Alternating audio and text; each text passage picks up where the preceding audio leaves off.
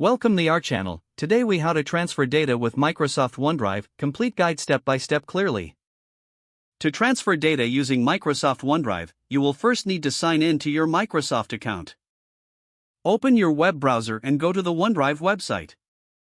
Enter your credentials to log into your account. Once logged in, you will see your OneDrive dashboard. To upload files, click on the Upload button located at the top of the page. Choose whether you want to upload files or folders. Select the files or folders you wish to transfer from your device. Click Open to start the upload process. You will see a progress bar indicating the upload status. Once the upload is complete, your files will appear in your OneDrive. To share a file, right-click on the file you want to share. Select the Share option from the context menu. A sharing dialog will pop up. You can enter the email addresses of the people you want to share with. Alternatively, you can generate a sharing link by clicking on Copy Link. Set permissions to allow editing or view-only access as needed. Click Send to share the file via email. To organize your files, consider creating folders. Click on the New button and select Folder.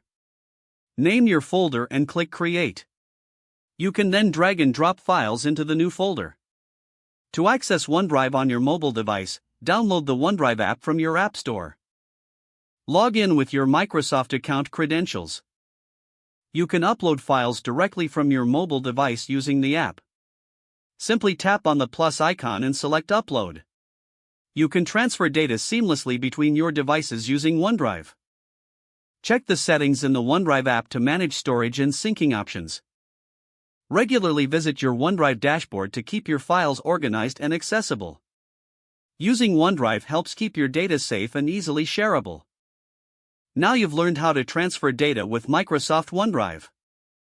If the page does not load, refresh the browser or try again in a private or incognito window. Make sure you are using the correct email address, then retype it carefully to avoid small typos. Don't forget to like this video and subscribe to our channel for more step-by-step tech guides.